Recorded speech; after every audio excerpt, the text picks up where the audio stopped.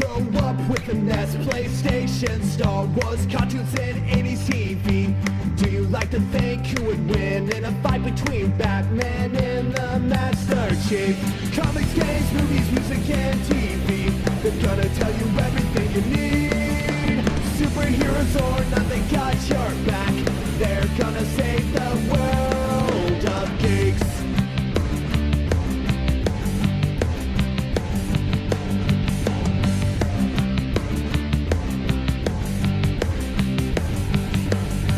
Comics, games, movies, music, and TV, they're gonna tell you everything you need. Superheroes or not, they got your back. They're gonna save the world of geeks. This Week in Geek. This Week in Geek. Hello, everybody. This is the final review show of the year. Barring anything crazy happening, there doesn't appear to be anything else coming out. This is also the last recording I'm going to do. We might have one more loose cannon to record on the back burner in the next day or so, but this is the official last thing I'm doing until mid-January, that's for sure. And because of that, I just had a couple leftover reviews that weren't, ready to go last week, or we didn't have time for, including one that was something that we were going to put in the gift guide, but we just had a hard limit of how many items we could include so that it was fair to everybody. But it's something that I feel that should have gone in there. You still got this better part of this week to shop, as well as something to keep an eye out for Boxing Day and Boxing Week sales. So we'll have that in here. The 3 items I'm including in here are Sir Arthur Conan Doyle's The Lost World DVD box set complete series from Film Chest. I'll be talking also about some interesting Rocket League tie-in remote control cars and other toys that they've got in their line. And we've got Chained Echoes, which is the indie JRPG that came out and has come out to rave reviews and I've had my experience with it, and I've got sort of my thoughts on what it's trying to do, what are great aspects of it, and my few little gripes and squabbles and squibbles and everything there within with it there. And then I'll come in at the end and just sort of talk about what else I've been doing, because I've been playing some games that not are officially for review, but just for myself, and I wanted to share my thoughts because we're not going to convene for another game-based podcast for the prototype until sometime in the new year. And I thought, I'll discuss what I've been doing the last week or so at the end. Birdman, we weren't sure if he was going to have any reviews in here. He's got a bin of review items to go through, but he's like, no, just too busy before Christmas. I'm like, yeah, that makes perfect sense. We've got some other things in the works that, again, we might have something in the new year. It just all depends, but for the most part, we're pretty much done. I've had a couple movies and stuff on the go.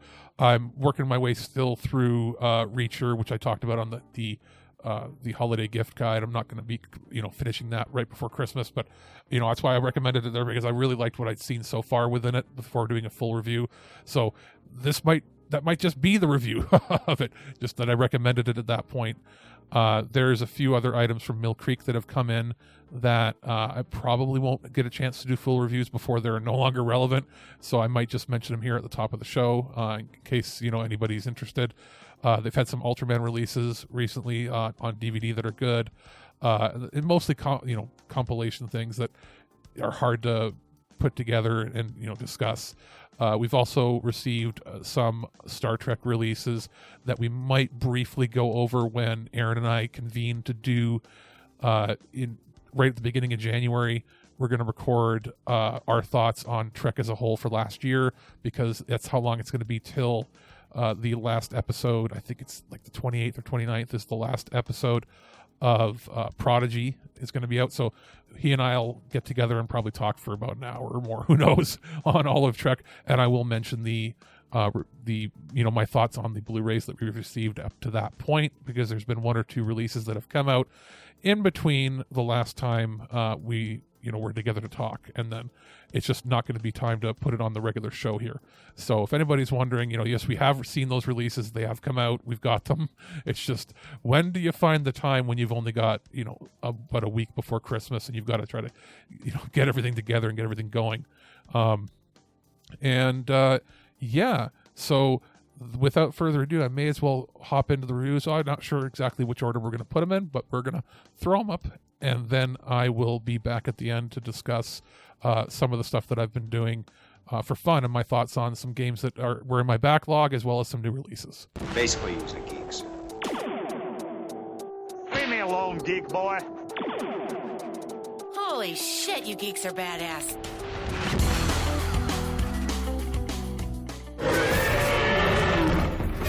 At the dawn of the century, a band of adventurers set out to prove the impossible. The existence of a prehistoric world. The visionary, the heiress, the hunter, the scientist, and the reporter. All chasing the story of a lifetime. Stranded in a savage land. Befriended by an untamed beauty. Together, they fight to survive in this amazing world of lost civilizations and terrifying creatures. Always searching for a way home, a way out of the Lost World. Just in time for your last-minute Christmas shopping, our friends at Film Chest sent a review copy of The Lost World, or Sir Arthur Conan Doyle's The Lost World complete box set. This includes all 3 of the late 90s into early 2000s seasons of the syndicated TV show. Now, there's a storied history with this show when it comes to home media. Mostly that it was released right when the transition was happening, where some shows were being shot and released on DVD in widescreen, but they were sometimes cropped or messed up, and then some were still being produced in full screen. This is one of those shows that was produced and intended for a full screen presentation, so I'm happy to say that it does have the original presentation preserved. And when this was released in the past by, I think it was Image Entertainment, way back, we're talking probably 15 years or more, they released it back in those sets when like Anchor Bay and all these companies were doing those fold-out cardboard, really thick boxes. And it's funny because all 3 of these seasons fit into regular DVD cases, like regular multi-disc set cases that fit into a cardboard slip box that is roughly the size of one of the original releases. So this takes up a lot less shelf space. They have taken some of the episodes, crammed a little more on each disc. Not to the point where there's like a massive degradation in quality. I have heard and seen some people say, oh, it's lower quality. It's a DVD. At this point, I think a lot of our taste buds have been tainted by being used to having a lot of high definition releases. And while I would love this to get a high def release eventually, or maybe in the future go ahead and do a thing where they release, they could put every one of these episodes in 480p, so not interlaced, so that would increase the quality a little bit on 1 or 2 or 3 Blu-ray discs as like a standard def on Blu-ray release. Some companies are starting to do that. I would still love to see a lot of that come out as an option for this, but as it stands, the disc video quality is pretty much on par with what the release was in the past. Maybe slight fuzziness, but again, in the intervening 15 years, we've all pretty much jumped from, having either a tube TV still, if you were still rocking like a 24-inch or 20-inch tube TV, to, maybe you had a 32-inch 720p television when the DVDs first came out, to now most of us having 50 inches. I think 50 to 55 is the average size TV, 4K resolution, blown up. We're going to notice a difference because in essence, you're looking at 480i interlace that's 240p blown up to a big screen. If you're watching this on, a screen at the proper distance or the right size, it's acceptable, in the format it is. It doesn't appear to be egregiously low quality, as I've seen some reviewers say. I think it looks just fine, especially for a standard def release. I'm just happy to have everything available, because with the previous releases, they were notorious for being, when they went out of print, being very expensive. You could generally find season 1 for $30-$40, at least in North America, especially in Canada. You could maybe find them at bargain bins still new for like $30-$40 for years. Season 2 was a little harder to find, and that would fetch you like $50, $60, $70 or more. And then season 3 was impossible. I don't know if they didn't print as many, but it was showing up used, and I'm talking not like just like scalpers begging for prices. It was being sold for like $150, $200 just for that single season alone, because it was just not archived anywhere else. You couldn't really stream it anywhere. There wasn't an option for that. There were, the even bootlegs were like of obscenely low quality. And, I always wondered, is somebody going to pick it up and put out a full release? Well, Film Chest has gone ahead, secured the rights, put everything out. I think it's got an MSRP of about $40 US, which makes it $60 MSRP in Canada. If you look right now on like Amazon.com or like deep discount, it's on sale just for Christmas for about $28 US. Amazon in Canada has it going for $52. So it's got a bit of a discount, 13% it says. And, your mileage may vary if you go to like Walmart, places like that, and try to order it. Amazon is probably your best bet in Canada. That being said, how does the show fare? It has pretty good sound mixing. It still had somewhat impressive visual effects for the era, where, they obviously had to do a lot of CG and syndicated CG budgets, well into even the last 10 years, when that started to really ramp up in quality, was always a bit contentious. But comparatively to its other contemporaries, it holds up pretty darn well. As far as special features are concerned, there really aren't any, except that there's episode synopsis for every single episode, and that's pretty much it, because it was a pretty bare bones release initially when it was first released, almost 2 decades ago. And here, that's all intact. The big selling point here is that you have a show that had been previously out of reach for being super out of print. A lot of those older discs were having, mastering errors, or they had like disc rot and all that sort of stuff that can happen with early pressings of DVDs. And you don't have that here. You got a brand new set that you can pick up. It's licensed, it's not a bootleg, and you can get the whole thing for under $50. That's a pretty big steal overall. The acting was always pretty good on the show, especially for, this is the era where everything was trying to copy Hercules and Xena. And like you had your Beastmaster, your Queen of Swords, you had new adventures of, what was it, Robin Hood. There was the Zorro TV show from the early to mid 90s. There was a ton of these shows. Adventure Incorporated, all these syndicated action shows that were riding off the coattails of how insanely popular Hercules and Xena were, like 100 million people or more watching worldwide, syndicated. And this followed suit. You have a lot of Australian, New Zealand, and Canadian actors, because that's generally how it was. Usually you'd set up to film with some of their actors over there in New Zealand, or in parts of Australia, usually New Zealand, because just the scenery looked amazing. So you'd use their crew because it would be cheap, and then you would hire some Canadian actors and some Canadian post-production facilities, because that was a little closer to home in the States, where it would obviously be finished and released. So you got some recurring character actors that you see in a lot of these shows. But they're all, pretty seasoned. The action is pretty good. It holds up. The comedy's funny. It's a great background adventure show that, is not too extreme or anything. You can show your kids and family. There's no problem there.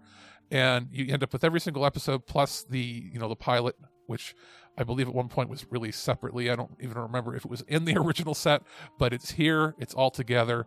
And it's, all released for the price of $50 or less.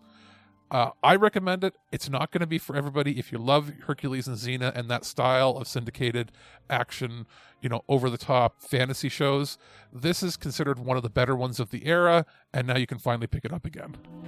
This is a fair request, and I promise I will not judge any person only as a teenager, and that this is no more right than saying all teenagers are drunken dope addicts or glue sniffers.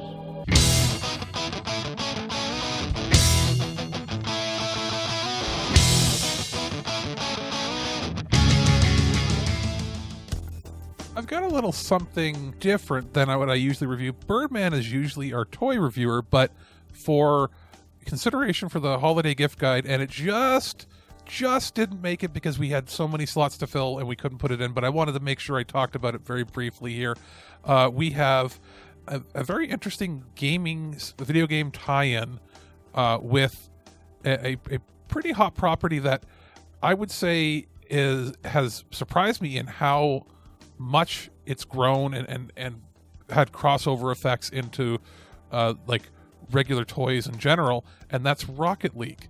Rocket League has some tie-in toys that are available some at Toys R Us, and then some obviously at Toys R Us and Walmart. And I had a chance to check out a few of these. Now, there's a few lines they're releasing. There's the Rocket League Light Blast Racers Breakout, and I had a chance to check out the Rocket League Custom Racer RC cars. Now, what's cool about these is I just never thought that they would be something that would be released. Like, I would have figured something like maybe like Matchbox cars or something, but this is actually a really neat idea. So what you actually get with these is like they're full function remote control cars, just like remote control RC cars, but they're done with a couple of the iconic styles of some of the default and more popular vehicles from Rocket League, and they have lights that glow underneath them. They come with like a game ball, 4 extra wheels. You can change, clip on, clip off certain aspects and little accessories to them. You can, hundreds of different design options that you can do with these things, and it's just a neat little thing. Like, obviously, RC cars are in general cool toys for kids, but it's neat that it has a tie-in with Rocket League, and it's just sort of, now that I think about it, it's a bit of a no-brainer. They're pretty neat. The build quality is good. The molds are good on them. There's not any I was gonna say there's not anything that makes them feel cheap, like they're just doing a cash grab. This is actually a pretty good toy tie-in that they didn't just slap together. It's actually got good build quality. I think kids are gonna really dig it. And then they've got other toys in the line that are tied in. That again, you got to go to like Toys R Us in Canada. And then I think, like, if you're in the States, if you're a listener, you can probably find them at Walmart and places like that, because you guys don't have Toys R Us anymore. But if you're in Canada, or if you're on the border and you want to come up and check them out, you might want to pop in and pick them up here. They're going to retail for $37 is the MSRP. Right now, we're getting real close to Christmas last-minute shopping, maybe Boxing Day shopping. You might be able to catch a deal on them, so keep an eye out for it. But if you've got a kid in the house that loves Rocket League, or you play it yourself and you want a little toy even that you want to put on like a shelf or something as part of a decoration, you can totally do that. It's just a neat little stocking stuffer idea, because they're pretty sweet. They just didn't make the deadline cut for our actual holiday gift guide, but I did, like I said, want to make sure that we gave them a little love here, because I just think they're pretty cool toys. Do you have any hobbies? I collect spores, molds, and fungus. Hold that thought. It's crapper time.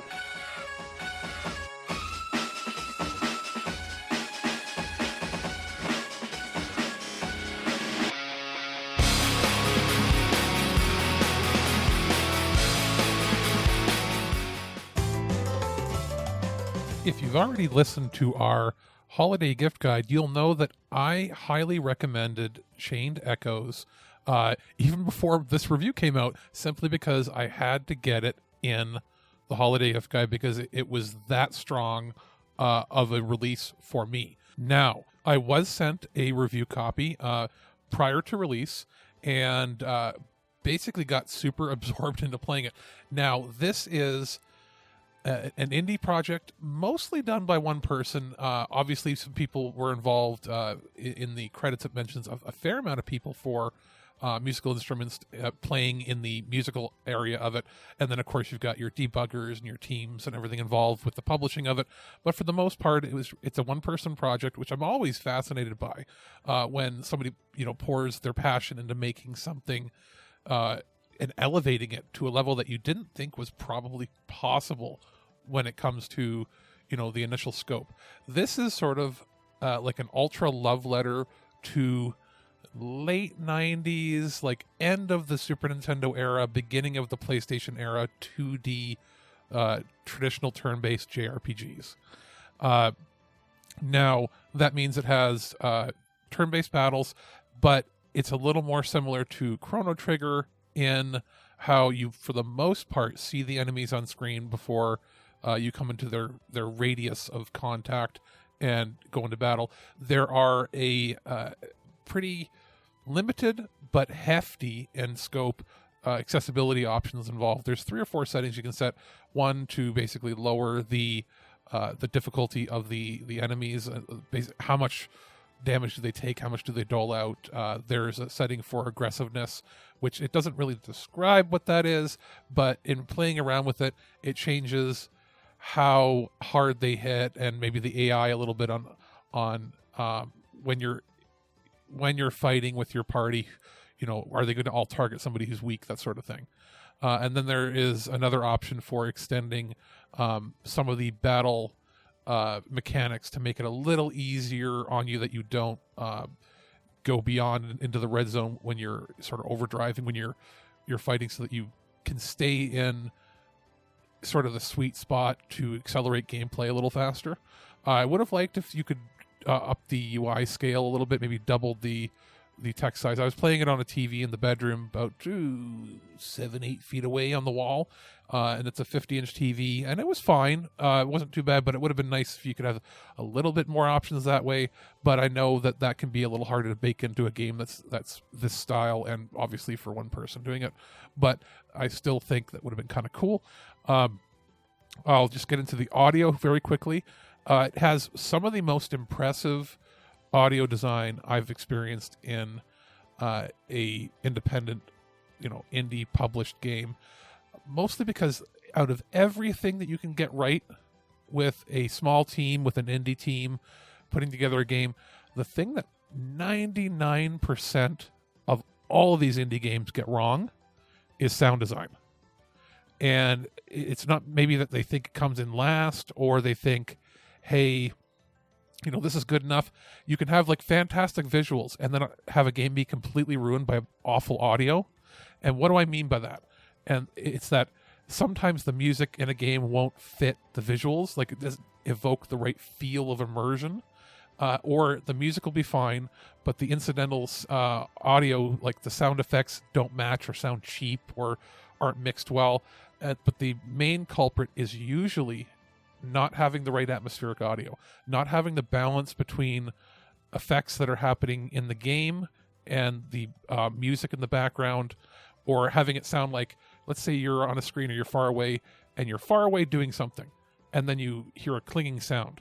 Well, it shouldn't sound like it's right in front of the camera.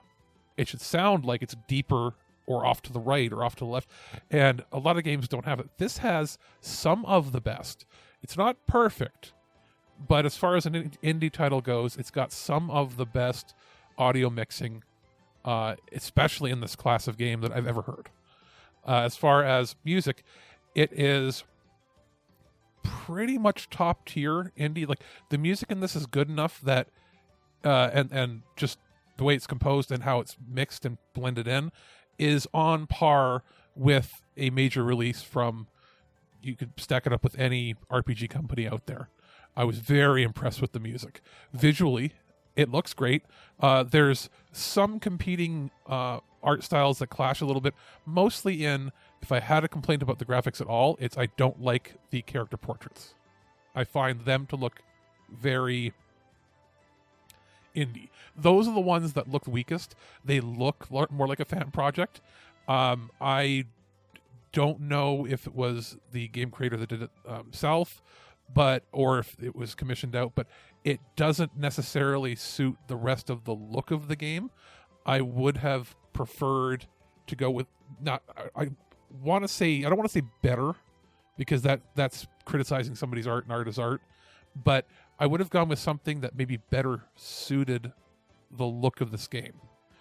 Outside of the character portraits being something I didn't care for, the game looks fantastic. It has a vibrant, moving world, great amount of animation for a turn-based game. There are so many mechanics at play. I'm not going to spoil the story, but it is, full levels of Game of Thrones-esque / Record of Lodoss War ups and downs and betrayals and little things that happen here and there, and talking to certain people might alter things, not majorly, but might alter little scenes and how they go. It has pulled mechanics and little elements from every great RPG from circa 1994 to, let's say, 2000. It pulls a little bit of everything that we liked about that. You've got your world map, your traversal, everything. The biggest thing I went into this feeling was, wow, this feels like I pulled this directly out of 1999 and went, hey, what would a 1999 game look like if it had a higher resolution, but had the same gameplay aesthetic and feel? There's secrets to find, there's super bosses, there's extra missions and extra little things that you can do to fill up your grid. There's so many game mechanics here that I can't get into in this short of a review, but it's almost like, to compare the amount of intricate systems in this and reward-based systems for finding things, doing things, loot. You've got entire grids of how to level up your characters. There's ones for world items and mapping things that you find. It's got as many systems and the complexity almost on par with like Xenoblade Chronicles 3 in the amount of depth that there is here for a 2D indie RPG. And that is super impressive. And I had friends ask me, and my brother, who turns out my brother's one of the early backers of the game, and I had no idea. He's like, yeah, I was in like the first 50 backers or 100 backers or something. And I had no idea. He never mentioned it to me till I said, hey, I've got this game for review. And he goes, what? I backed that game. So, and sure enough, when I beat the game and watched the credits, his name shows up in the credits. And I went, oh, he didn't lie. So it's just a little funny coincidence, but it is part of this revolution and revival of like 90s era RPGs that are starting to spring up here and there. The difference is a lot of them are of varying quality, and this is in the top tier echelon of that. I was very, very impressed, and I can't wait to see what comes next. Like, what's the next project going to be? Because this is, this could have been released, let's say the PlayStation or the Vita was still available, and let's say this feels like something that could have been a top tier portable game. Like this on the Switch will be great. I ended up playing it on PlayStation 5, but pretty much any platform you play it on is going to be performing just as good. But I was thinking about it. I'm like, oh, if I had it on an OLED device, the color and vibrant would be so popping out at you. It'd be crazy. So I can't wait to see what they come up with next. But this is, a great RPG that you're going to, spend somewhere between 20 and 30-ish hours in, avec a little more to do full completion of stuff. But it doesn't feel like a chore. Everything moves at a breakneck speed. With a higher budget, maybe they could have done something to add voice acting, because that feels like the only thing that might have been missing. But I went into this thinking it was going to be like a clone or an homage to Chrono Trigger, and came out of it feeling like it was more like the Lunar series in look and feel and tone, just with some Chrono Trigger thrown in there. And I'm very, very impressed. I do highly recommend it to anybody who has even the smallest love for 90s RPGs. Those magnificent bastards! Color me kooky, but something very odd is going on around here. You're not allowed to talk anymore. All right, and that's going to do it. That's pretty much it for this year. 2022 in the bag. I didn't do quite as many reviews this year. I had some larger ones, but I also, for the first time had taken some weeks off to really, catch up and do some quality stuff. But, we're closing out the year. The last week and a half, it's been a blur. I was like, you know what? We're done with the regular show. I have time to just chill and do some games and whatnot. So I did do a full playthrough of Star Wars Jedi Fallen Order, which I didn't know I was going to be able to beat, because everybody's like, it's Souls-like, and I fucking hate those games. Which is funny, because I understand the appeal in some cases. I just hate that I'm not good enough to play it. But I didn't realize that they had released patches for it and done some like accessibility options to make things a lot easier. Because I'm more in it for the feel and the story. I'm not in it in most games for like a super crazy challenge. I just want to feel a little exhilarating. I want to have a little bit of a challenge so that I'm not just, press X to continue. But I do, I'm more about the feel of the story. How immersed am I going to get in it? The wonderment of the nooks and crannies and stuff. At the same time, I don't like playing games where I'm like constantly lost and puzzled as to what to do. If I have to look up a guide, like if I must look up a guide for every little aspect of the game, then it's not a good game for me. And I'm not a stupid person. I am somebody who, for the most part, can figure out a lot of puzzles in RPGs and different things. But if it's got bad layout design, it's one thing. This game has pretty fantastic, game design. I was worried it was going to be overwhelming, but it funnels you in the right direction, so you really can't go too far off track, which is what I liked.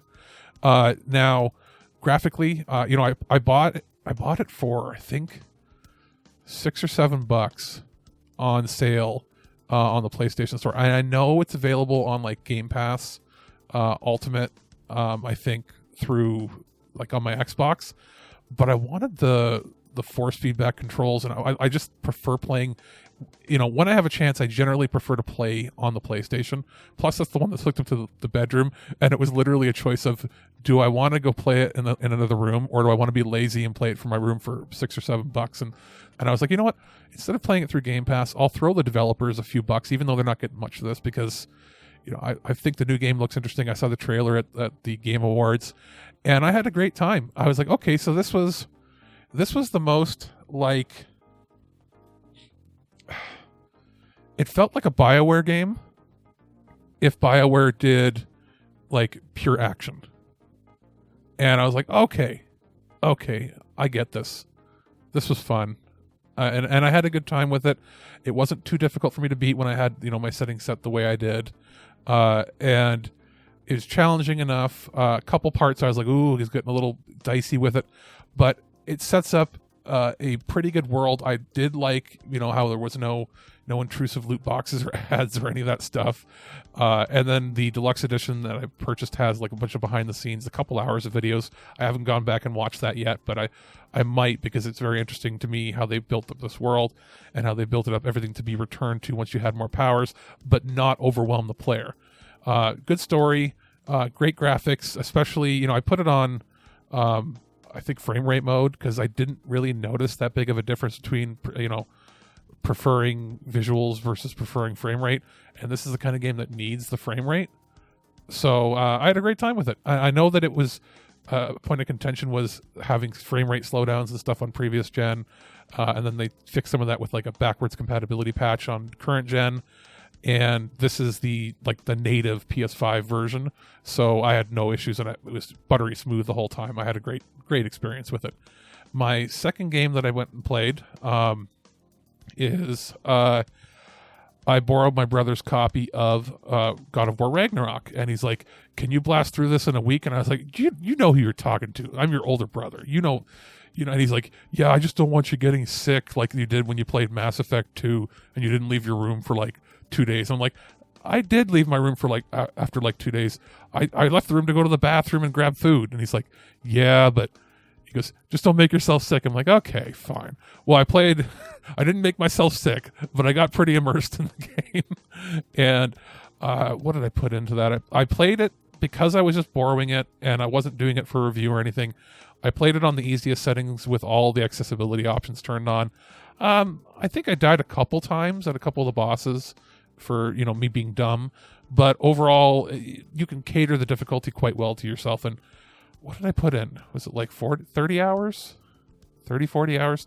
The game is a lot bigger than I was expecting. There's a lot more. Every single thing that I didn't like about 2018 God of War, which, let's be honest, like I didn't like it when it first came out because it was so visually dark, playing it on, an LCD TV that didn't have HDR on a PS4. And then when I went back and played was it a year ago? I played it on the PS5 through backwards compatibility, where they had the patch for I think it was for FPS, and I played it with HDR on on a Dolby Vision TV, and it was like, oh, I can actually see everything. And I shouldn't have had to like mess with my settings so much to try to make the game work, the previous version. And I was like, okay. But also little things like, I was like, there's not any people in this world. There's no, there's nothing like much to do. You're playing as Kratos the whole time. The game's been out a little bit now. I mentioned this. You play as multiple people in the Ragnarok. You go to like much more locales, the colors pop. It's basically everything 2018 was, just on steroids. And there is a lot more story here, a lot more in-depth character development and philosophy and just a lot of subtlety. And there's a lot more dialogue when you're going around and doing things in the world between the characters, like when you're in boats and stuff. I found myself sometimes just sitting in the boat, just waiting for stories to finish because I didn't want to get out of the boat and then have to come back and listen to the story. So I'm not doing any of the post-game stuff. There's one part of the post-game that they don't tell you, but you kind of have to do it, because if you don't do that, you don't get to see the full credits. Like you beat the game and there's credits, but then you do a post-game thing and then you get to see like the real sort of ending. And then there's like extra special bosses and stuff that you beat that gives you a little more context, but I'm not going to do that. My brother is really good at these kind of games, like, and he plays them on like hard difficulties and that. And he's like, yeah, I was playing it on hard, and like it took me like, I don't know, 10 hours to beat the super boss, the final super boss. I'm like, what? And he's like, yeah, you probably won't want to do that. I was like, no, I don't. Not at all. But I had a really good time. It should have won Game of the Year. And anybody that's a big, Elden Ring fan, that's fine. I'm not going to argue with you. If you like the game, you like the game. I don't see the appeal of Elden Ring. I don't see how it was a better game as an experience. I don't see the narrative. I don't see everything that I think has to check a criteria for a game. Not every game has to be God of War. I'm just saying that in this instance, I felt God of War was a more complete and total vision. And I felt like, did Elden Ring kind of win just because the creators of the game flew out to the Game Awards and because it would make good press? I don't know. I still think that was probably a fantastic game. It's just, not only is it not for me, if you hold it up, it's not apples and oranges. It's not trying to compare that. It's literally, apples and apples. Which game is a better overall complete experience? And it's clearly God of War. And any other year, if God of War hadn't come out, it probably should have won. It's just, no, this was like, if Elden Ring is a 10 out of 10 for you, that's great. But it's more like a 7.5 or 8 out of 10 that everybody seems to worship. And this was a 9 or 9.5, maybe 10 almost. And I can't wait to see where God of War goes in the future. And the final game I played is, I played Crisis Core Reunion. The game's been out forever. If you're wondering, if you're holding off, being like, hey, should I, avoid things because it might spoil things for, the new trilogy of games coming. No, I'll tell you this right now. It's no spoilers. They didn't add anything. They didn't change any aspect of the game to tie it into where the game franchise is going. It's literally new game assets, like new video assets, new graphical assets, a fantastic uncompressed, high dynamic range soundtrack, and better voice acting. Still bad dialogue, but better voice acting. The combat no longer sucks like it did on PSP. There's still some bullshit aspects to it. It is not the most fun game, in quotes, to play, where a lot of the game and the missions and everything are tied to your mission screen, not the actual scripted gameplay. That's a side effect of the budget for a portable game of the era. So a lot of it is like loading into these dungeons to run through like 300 of these optional areas. I did every one of them except for one. I can't beat the super boss, and I probably never will. There's only normal and a hard mode. There isn't an easy mode. Hard mode literally just makes people more damage spongy, so there's no point in playing that. And there is I think if you beat the final boss, I'll double check, because you can change the difficulty at any time. I wonder if I change the difficulty to the hardest thing, because I cheesed my character to like be almost max stats, but I still can't beat that secret boss because I don't have the patience to do it. But I wonder if I switch my difficulty to the hardest difficulty at that last save point, if I go in and I'll get the trophy for beating the game on hard. We'll see what happens, because I can literally, like, I can beat the boss of the game in 2 to 3 hits because of how I built my character. It is an essential play if you never played it originally and you've just gotten into Final Fantasy VII through the remake, because it gives the backstory into the original game, but also gives the only backstory that we've ever really seen for Zack, period. And the voice acting, they got new actors, it's better overall. The dialogue is still terrible because that's what the script was. We're told to reread the script that was there. It's very anime-y, tropey from that era of like early to mid, early 2000s, even though the game came out, I think, in 2010, 2009, 2010, something like that. It is firmly in the anime JRPG video game dialogue tropes of the mid 2000s. Which they have, gladly moved away from and made it much more fun and vibrant and realistic in the Final Fantasy VII remake. That being said, the only thing that they changed is at you've probably heard this, the end of the game after the post-credits, it would show the intro video for Final Fantasy VII, and they redid it, at the time using the PSP's game engine. This time, from what I can tell, they are using the game engine. It's the opening video for Final Fantasy VII, like the original 7, not 7 Remake, but using the 7 Remake's assets. So I was like, oh, that's kind of different, but that's all there is. There isn't any secret things put in there that are going to tie in to Remake Part 2, or was it Rebirth? Whatever. I don't remember the exact subtitles. So many of these things. But anyway, there's nothing to tie it in there. And the best part of this is getting the backstory, as well as seeing some characters that I forgot about that are probably going to be in the next game. So they're showing you this now, not so much that they're altering this game, but to give you backstory for some of the characters that are going to be in the next installment of the Final Fantasy VII Remake trilogy. So it's worth it from there. In that sense, I don't usually advocate for this, but you might be better off just watching a playthrough. Like, if you get it dirt cheap, great. Or if you're a big Final Fantasy fan, great. It's retailing, I think, at 64 Canadian.